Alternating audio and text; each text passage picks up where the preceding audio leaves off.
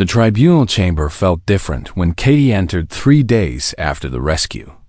The same curved rows of seats held the same hundreds of alien faces, but the atmosphere had shifted. The fear and suspicion that had dominated the first hearing were gone, replaced by something closer to anticipation. Katie took her place on the central platform, but this time there were no guards surrounding her. Commander Zethral stood nearby, not as her accuser, but as something else entirely. She was not sure what to call it yet. Ambassador Trilek called the session to order. We are gathered to conclude the matter of the human acoustic incident. Commander Zethral, you requested to address the tribunal. You may proceed. Zethral stepped forward. He moved slowly, deliberately, as if weighing every step. When he spoke, his voice carried through the chamber with unusual clarity. 3 days ago, I witnessed something that has forced me to reconsider everything I believed about humans and their acoustic traditions. I watched a human woman use her voice to save the life of a Vornian child, my own species' child, when nothing else could reach them. A murmur rippled through the crowd. Zethral waited for it to settle before continuing. For the past 3 days, I have done nothing but study human acoustic culture. Katie Moore has shared her people's history with me. She has shown me recordings of their music spanning thousands of years. She has explained the role that these sounds play in every aspect of human life, from birth to death and everything between. He paused and looked directly at Katie. What I have learned has changed me. I do not say that lightly. Vornians are not known for changing our minds, but the evidence is undeniable. Counselor Viarn leaned forward. What evidence? Be specific. Zethral turned to face the full tribunal. Human music is not a weapon. It is not a tool of control. It is something the galaxy has rarely encountered in all our collective history. It is a species that creates complex sound patterns purely for emotional experience. He gestured, and a holographic display appeared above the platform. It showed a series of recordings, each labeled with its purpose. This is a lullaby sung to comfort children. This is a wedding song, performed to celebrate union. This is a funeral hymn, shared to honor the dead. This is a work song, created to make labor feel lighter. And this is simply music made for joy, with no purpose except to exist and be beautiful. The recordings played one after another, each clip brief but powerful. Katie watched the alien faces as they listened. Some still showed discomfort, but many were leaning forward with obvious curiosity. Humans invented these patterns not to signal danger or attract mates or mark territory, Zethral continued. They invented them simply to feel things together, to share emotional experiences that cannot be expressed in words, to create bonds that transcend language.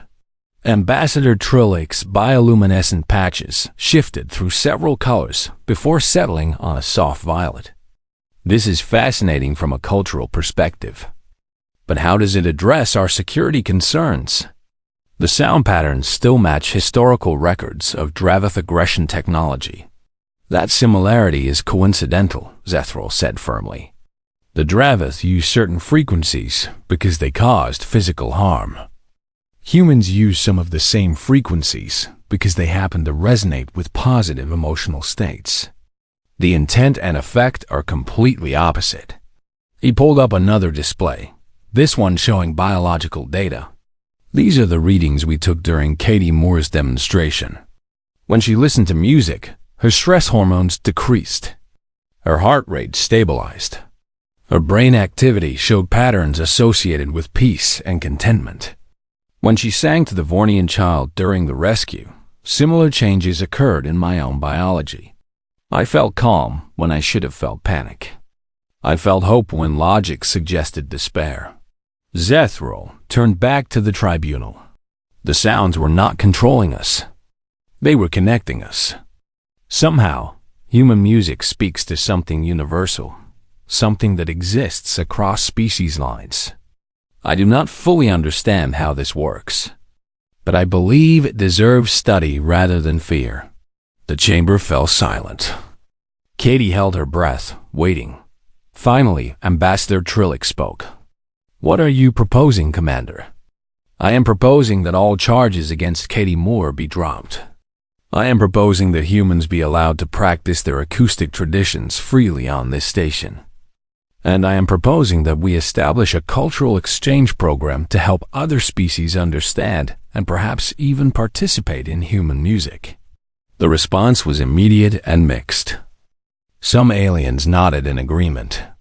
Others shook their heads or made gestures of rejection. Katie could see the tribunal members conferring quietly among themselves. Then a small voice cut through the noise. "I want to hear more." Everyone turned to look. It was Prith Enna, the young Kelthani who had shown such curiosity during Katie's demonstration. They stood up from their seat, bioluminescent patches glowing with determination. "With respect to the tribunal, I have been researching human music since the demonstration. I have found that many species across the galaxy create similar patterns, even if we do not call them music. The Kelthani have our light dances. The Tasik have their ground vibrations. Even the Vornians have traditional sounds passed down through generations." Prithana looked at Katie. "What if music is not unique to humans? What if they have simply developed this universal tendency further than the rest of us? What if they can teach us something we forgot we knew?" The young Kelthani's words seemed to shift something in the chamber. Katie saw several aliens who had been hostile begin to reconsider. The possibility that music was not alien but merely unfamiliar seemed to ease their fears. Ambassador Trillick raised a hand for silence. "The tribunal will vote. All in favor of dropping charges against the human Katie Moore and allowing human acoustic traditions on Velar 7. Katie counted the hands and appendages and tentacles that rose in agreement. It was close, but it was enough. The motion carries. "Katie Moore, you are free to go. And the cultural exchange program will be implemented on a trial basis." Relief flooded through Katie so powerfully that she nearly collapsed. She felt Commander Zethral's hand on her shoulder, steadying her. "Thank you," she whispered. "Do not thank me. You saved one of our children. That debt cannot be repaid with words." 1 week later, the station's central plaza hosted an unprecedented event.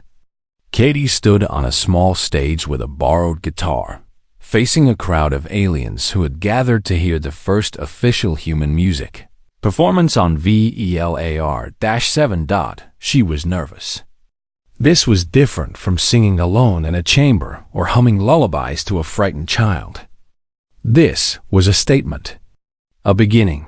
"I want to teach you something simple," she said into the microphone. "Just a rhythm. A pattern you can make with your hands or your appendages or whatever you have." She demonstrated a basic clapping rhythm, slow and steady. "Copy me if you can." At first, only a few aliens tried. The sounds they made were uneven and awkward. But gradually, more joined in. The rhythm spread through the crowd like ripples in water. Katie began to add melody, humming over the beat. And then, without thinking, she started to sing a song her grandmother had taught her. A song about strangers becoming friends. About finding common ground in unexpected places. She noticed movement near the front of the crowd. Carefully, the Vornian child was swaying back and forth in their mother's arms. Not quite dancing, but something close. The child's eyes were fixed on Katie with an expression of pure wonder. Beside them stood Commander Zethral. His large ears were turned toward the music, and his silver eyes held an emotion Katie had never seen in a Vornian before. Something warm. Something grateful. Ambassador Trillick watched from the edge of the crowd, their bioluminescent patches cycling through colors Katie did not have names for. Perhaps they were inventing new colors, new ways to express what they were feeling. The song ended, but the clapping continued. The rhythm had taken on a life of its own, passing from hand to hand, from species to species. Katie set down her guitar and simply listened to the sound of 100 different beings, finding unity in a pattern as old as humanity itself. Later, Trilek would record a message for the Galactic Council. In it, the ambassador would describe what they had witnessed and offer a new assessment of humanity. "We misunderstood completely," the message would say. The sounds were never dangerous. They were an invitation to feel together, to celebrate together, to belong to something larger than ourselves. The humans call it music. Perhaps it is time we learned what that word truly means. But that message would come later. For now, Katie simply stood on the stage and smiled as the rhythm continued, as walls came down and bridges were built, one beat at a time. The agricultural sector was chaos. Smoke filled the corridors, and emergency crews rushed past Katie as she ran toward the damaged zone. She could hear the distant wail of alarms mixing with the hiss of escaping atmosphere. Somewhere ahead, people were in danger. Commander Zethral moved beside her, his long legs easily matching her pace. Behind them came a mixed team of humans and aliens, all wearing emergency breathing masks and carrying rescue equipment. "The breach occurred in the eastern growing chambers," Zethral explained as they ran. "A cargo transport malfunctioned during docking. 17 civilians are trapped inside. The atmospheric seals are failing, and toxic gases from the damaged transport are mixing with the station air." They reached a heavy door that had been forced halfway open by rescue workers. Katie squeezed through the gap and found herself in a scene of destruction. Plants lay scattered across the floor, their containers shattered. Water from broken irrigation systems pooled around her feet. And huddled in the far corner were a group of terrified beings, adults and children of half a dozen species. "We need to get them out now," Katie shouted over the noise. "The air is getting worse." The rescue team spread out, helping the civilians to their feet and guiding them toward the exit. Katie worked alongside them, lifting a small Tassic child whose scales had turned pale from fear. She carried the child to safety and went back for more. Within minutes, most of the trapped civilians had been evacuated. But Zethral stopped suddenly, his large ears swiveling toward a distant corner of the chamber. "There is one more," he said, his voice tight. "A Vornian child. I can hear breathing, but they are not responding to calls." Katie followed his gaze to a storage unit near the collapsed section of the wall. The unit's door was partially open, and she could see a small shape huddled inside. It was the same child she had seen at the tribunal, the one who had looked at her with curiosity instead of fear. Carefully, Zethral called out in the Vornian language, his translator rendering the words for Katie. "Come out. It is safe now. We will take you to your parents." The child did not move. Katie could see the little one trembling, ears pressed flat against their skull and eyes squeezed shut. "Why are they not responding?" Katie asked. Ze Tyrol's expression was grim. Vornian young have a protective response to extreme fear. They enter a kind of trance state, blocking out all external stimuli. It helped our ancestors survive predators, but it makes rescue very difficult. The child cannot hear me. They cannot hear anything. What do we do?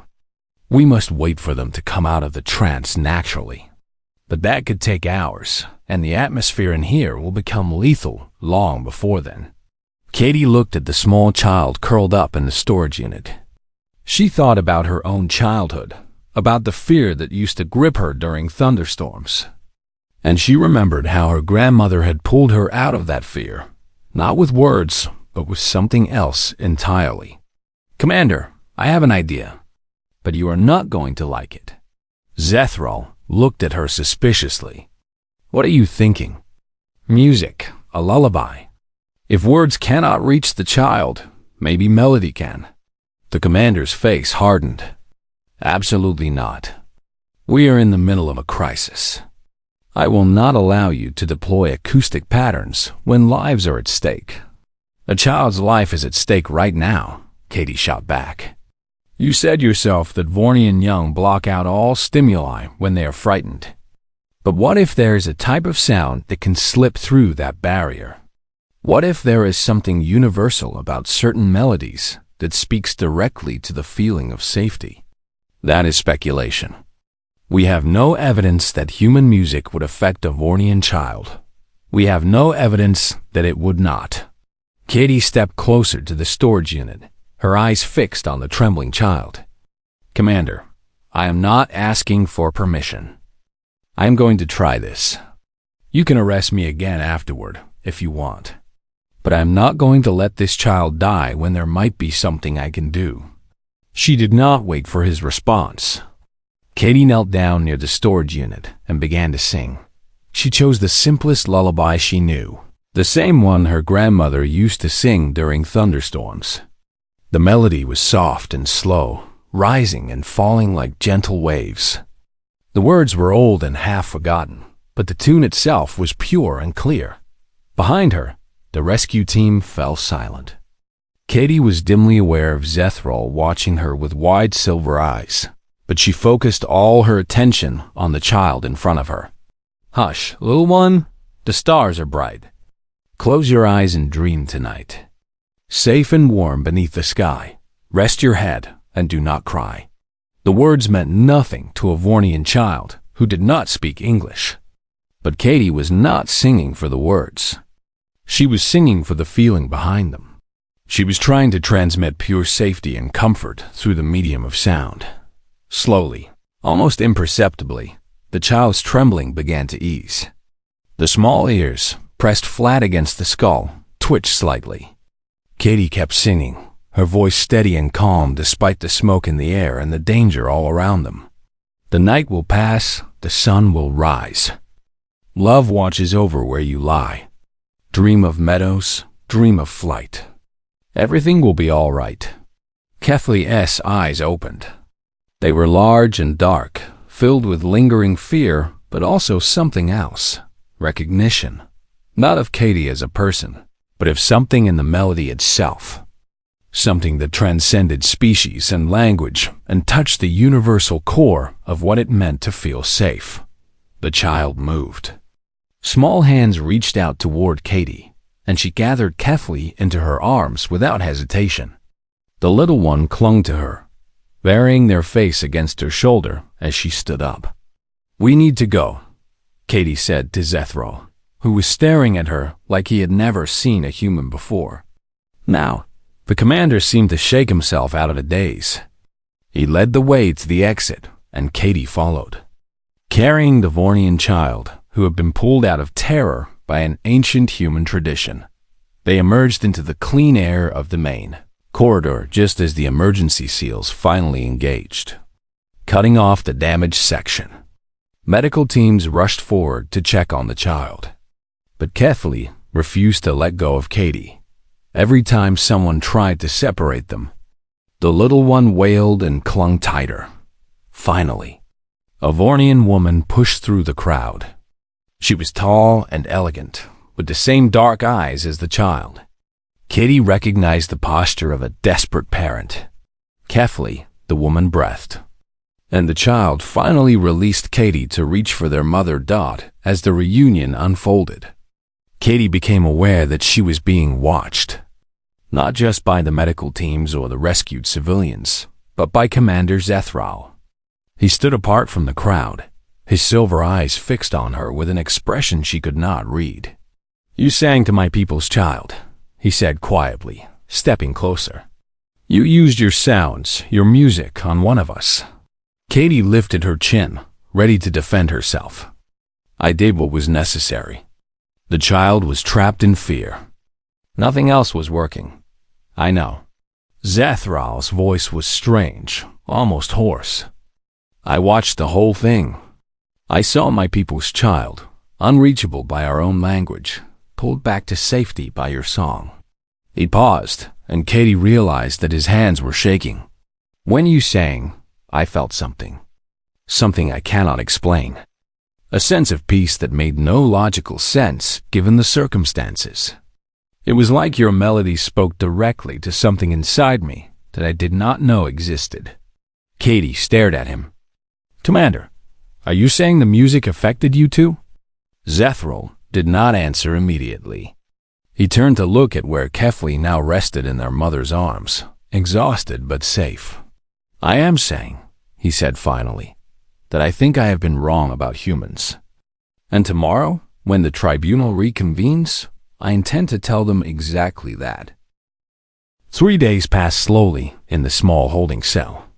Katie spent most of her time thinking about how to bridge the gap between human experience and alien understanding. She traced patterns on the wall with her fingers and hummed quietly to herself when the loneliness became too heavy. On the morning of the third day, Commander Zethral came to her cell personally. His expression was still guarded, but Katie noticed something different in his posture. He seemed less certain than before. The tribunal has agreed to a limited demonstration, he said. You will be permitted to explain your acoustic culture in a controlled environment. However, if we detect any signs of harm or manipulation, the demonstration will end immediately. Do you understand? Katie nodded eagerly. Yes, thank you. This is all I asked for. They led her to a sealed observation chamber deep within the station's core. The room was surrounded by thick, transparent walls, and Katie could see dozens of aliens gathered outside to watch. Among them were Commander Zethral, Ambassador Trilek, and Counselor Varen. Also present were several Vornian scientists with scanning equipment pointed at Katie. A guard placed 3 items on a table in front of her. A small speaker, a collection of digital recordings, and a children's picture book about music that Katie had requested from the Human Residential Archive. You may begin, Zethral said through an intercom. Katie picked up the picture book first. She held it up so the observers could see the colorful illustrations of children playing instruments and dancing. This is how we teach our young about music, she said. From a very early age, human children are exposed to sounds and rhythms. We give them rattles to shake and drums to beat. We sing them lullabies to help them sleep. Music is woven into every part of human development. She opened the book and showed a picture of a mother holding a baby, her mouth open in song. This is called a lullaby.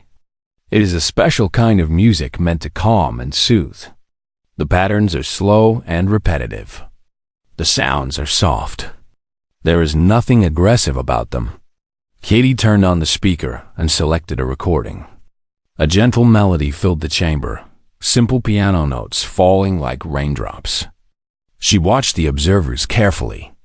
Some of them tensed at first, but as the music continued without incident, they began to relax. Do you see? Katie said softly. Nothing is happening. No one is being controlled. No one is being harmed. The music is just there, filling the space with beauty. A young Kalthani near the front of the observation group leaned forward. Katie remembered seeing this one before, at the tribunal. The patches on their skin were shifting through shades of blue and green.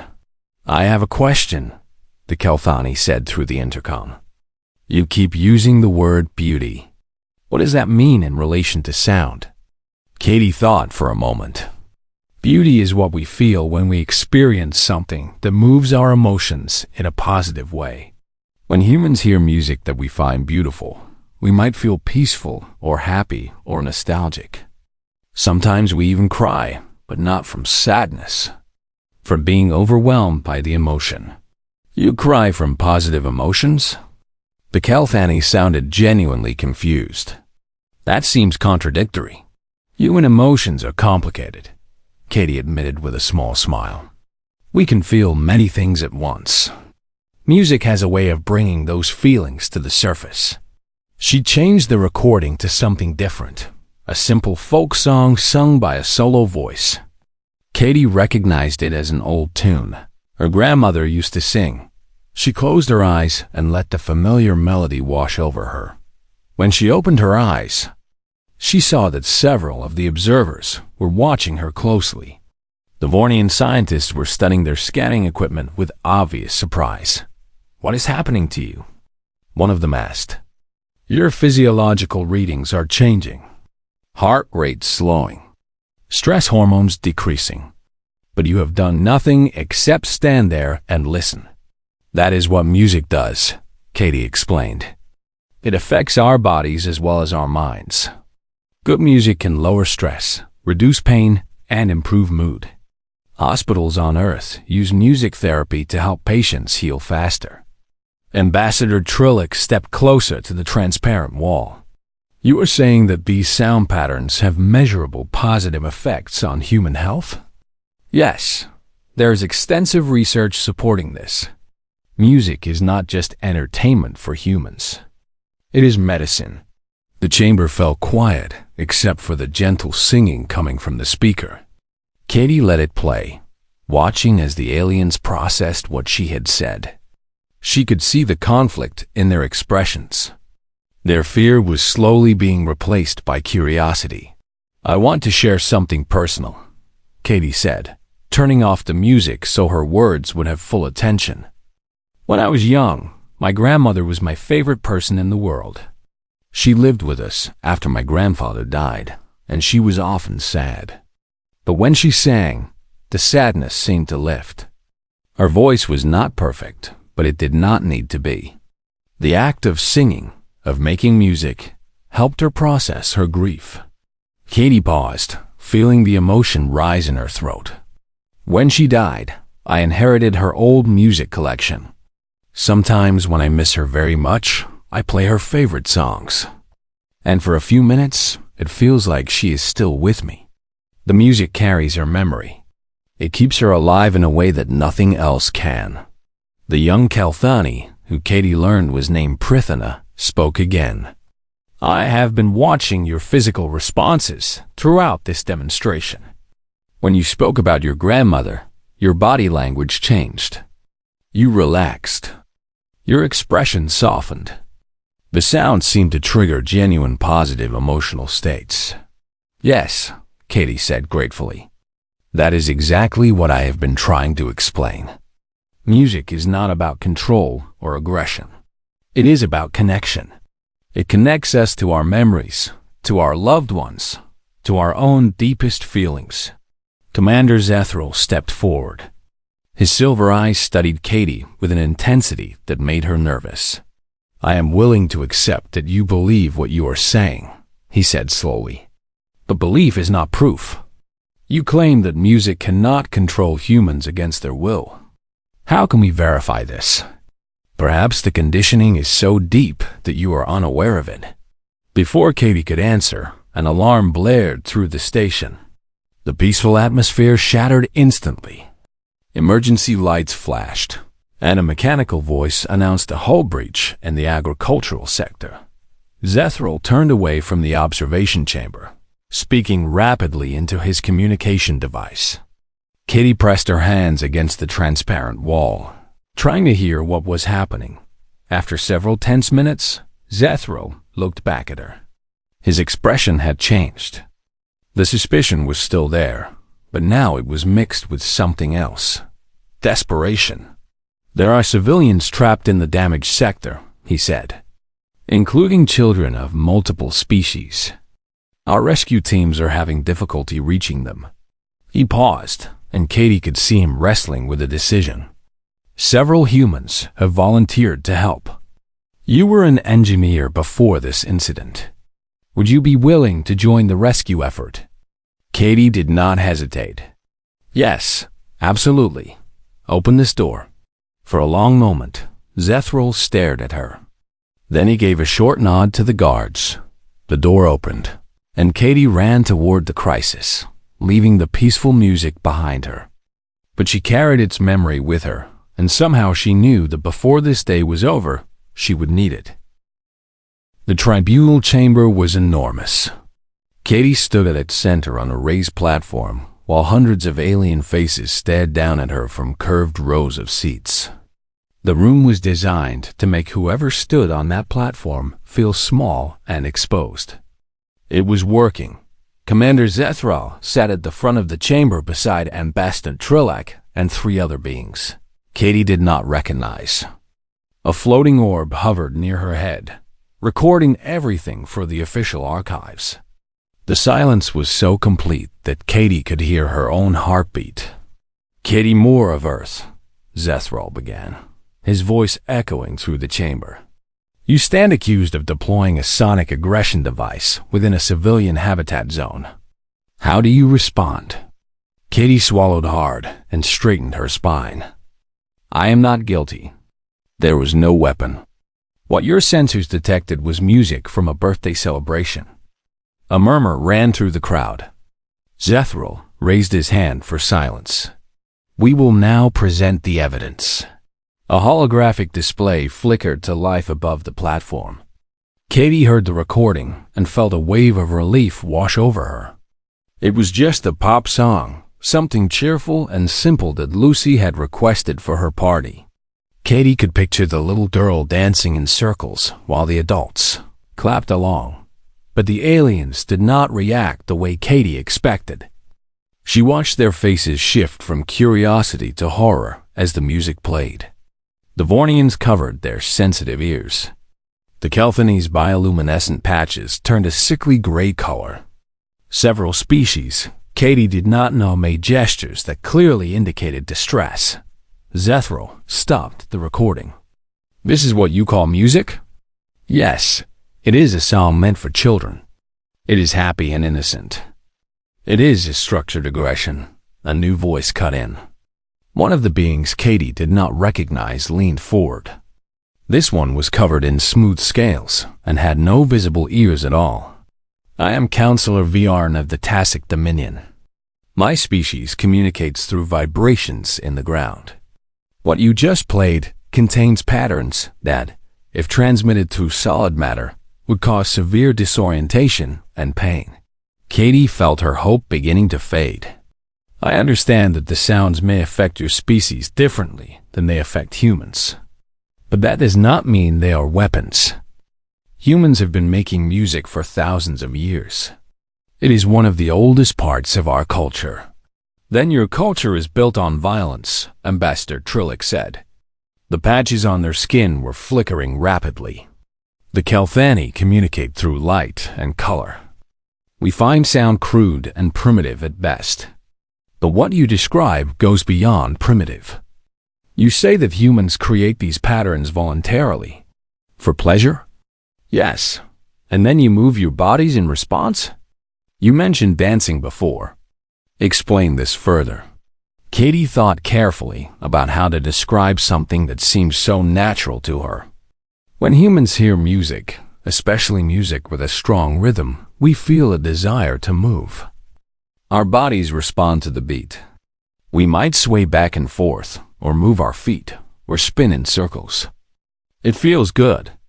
It creates a sense of connection with others who are doing the same thing." The chamber fell completely silent.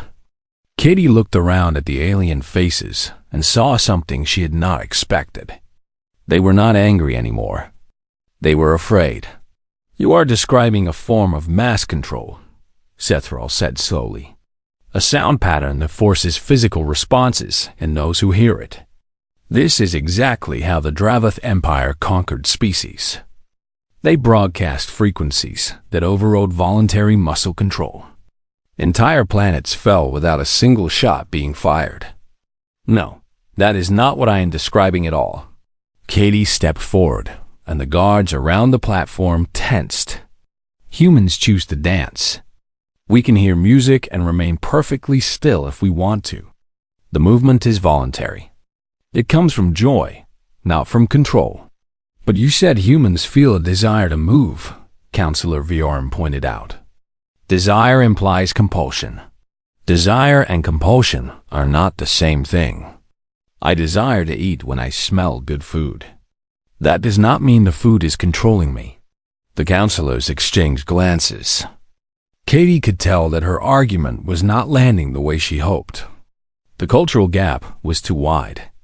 These species had no frame of reference for what music meant to humans.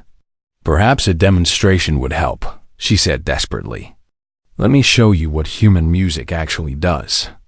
Let me play something soft and simple. You will see that it poses no threat." Zethral shook his head. "Absolutely not. We cannot risk exposing the population of this station to an unknown acoustic agent. The effects may be cumulative or delayed. Then test it on me alone. Put me in a sealed room and play music. Record everything. You will see that nothing harmful happens. How do we know you have not been conditioned to resist the effects?" Ambassador Trilek asked. "Perhaps humans are immune to their own weapons." Katie wanted to scream with frustration. Every answer she gave seemed to make things worse. She thought about her grandmother back on Earth, about the old woman sitting on the porch, swing and humming songs from her childhood. She thought about her father playing guitar by the campfire, about her mother singing in the kitchen while she cooked dinner. None of those memories contained violence or control. They contained love and warmth and belonging. "Let me tell you a story," she said, changing approach. "When I was a little girl, I was afraid of thunderstorms. The loud noise and bright flashes terrified me. I would hide under my blankets and cry. The aliens watched her with unreadable expressions, but at least they were listening. My grandmother would come into my room during storms. She would sit on the edge of my bed and sing to me. Just soft, gentle songs with no words that meant anything in particular. Just sounds and melody. And slowly, I would stop being afraid. The storm was still there, still loud and bright. But my grandmother's voice made me feel safe. It reminded me that I was not alone." Katie paused and looked around the chamber. "That is what music is to humans. It is not a weapon. It is a way of saying, 'I am here with you.' It is how we comfort our children and celebrate our joys and mourn our losses. It is how we remember those we have lost and welcome those who are just arriving. It connects us to each other across time and space." The silence stretched on. Katie could not tell if her words had made any impact at all. Finally, Zethral spoke. "Your story is interesting, but it does not constitute evidence. You will remain in custody while we investigate further. This tribunal will reconvene in 3 standard days." The guards moved forward to escort Katie from the platform. She went without resistance, her shoulders slumping with exhaustion. She had tried her best, but it was not enough. They were too afraid to listen. As the guards led her toward the exit, a commotion erupted near one of the side doors.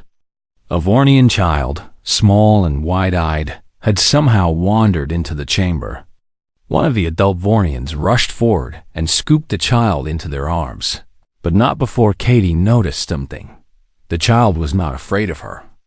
The child was looking at Katie with pure curiosity, and somewhere in the distance, so faint that only Vornian ears could detect it, a forgotten music player was still softly playing the last echoes of Lucy Palmer's birthday song.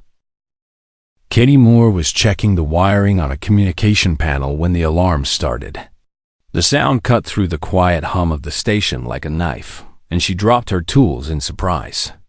Red lights flashed along the corridor walls, and a voice spoke in 3 different alien languages before switching to English. "All residents of Section 12 are ordered to evacuate immediately. This is not a drill.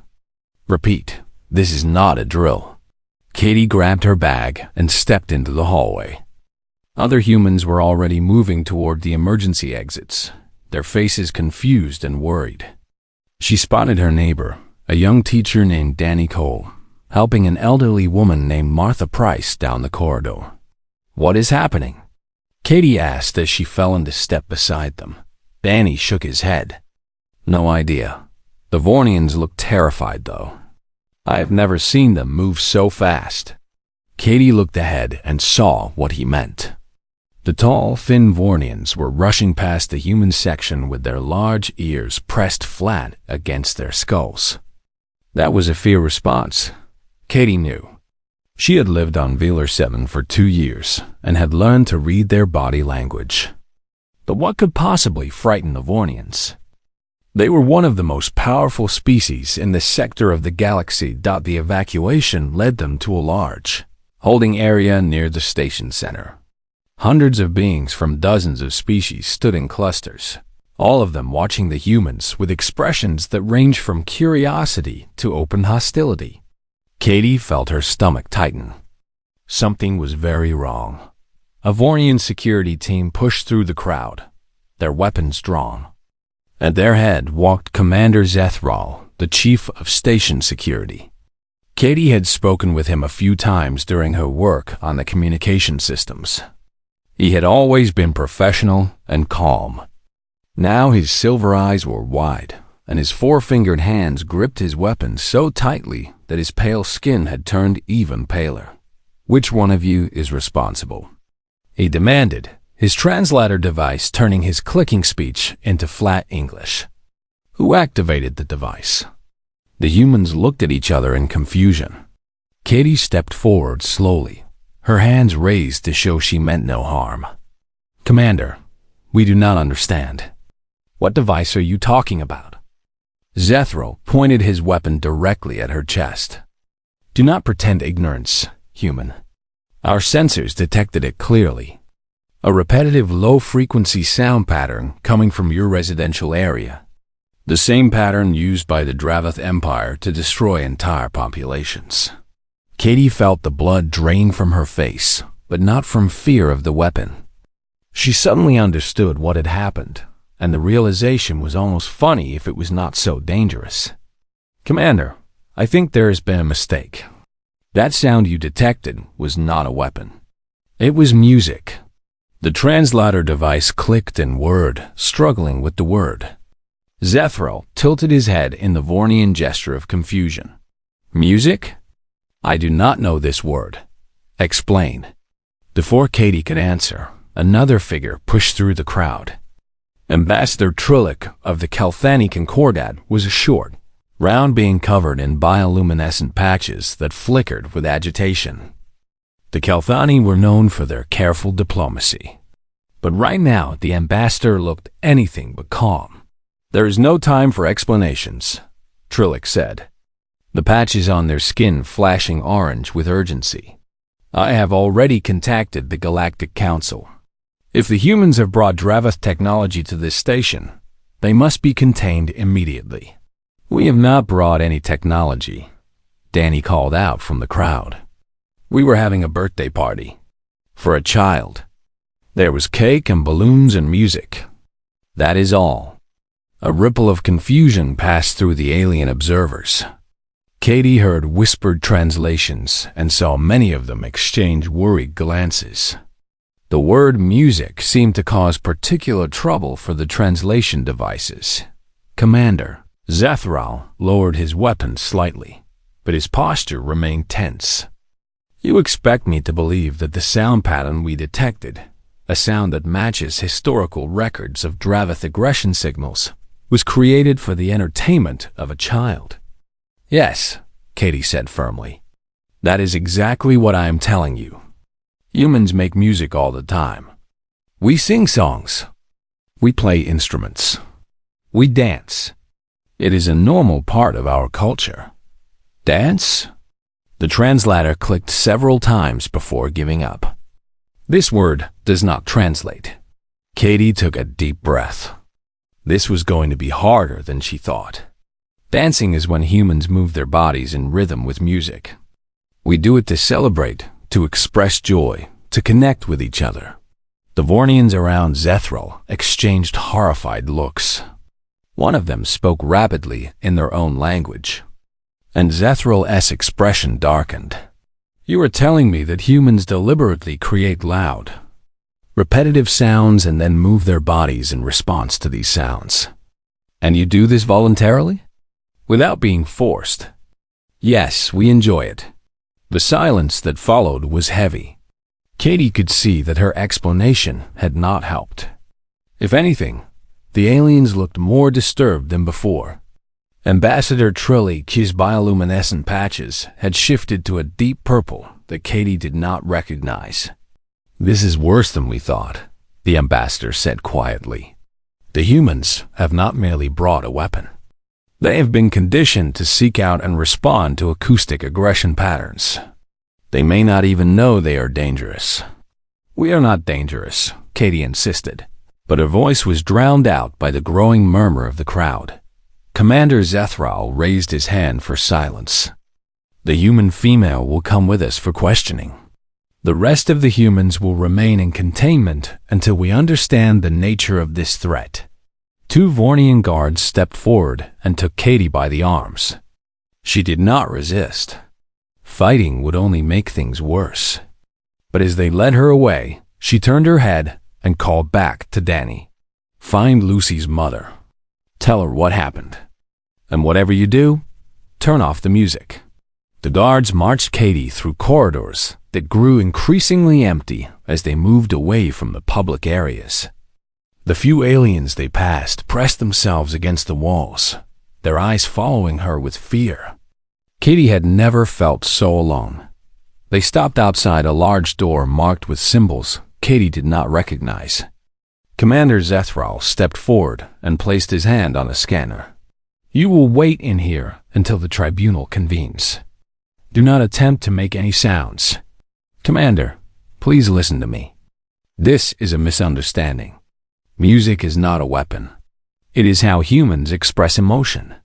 It is how we celebrate life and comfort each other in sadness. It is one of the most beautiful things about our species." Zethral studied her for a long moment.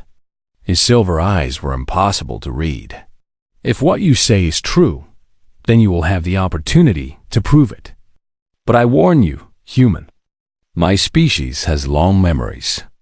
We remember what sound can do when it is used with harmful intent. If you are lying to me, the consequences will be severe." The door slid open, revealing a small, bare room.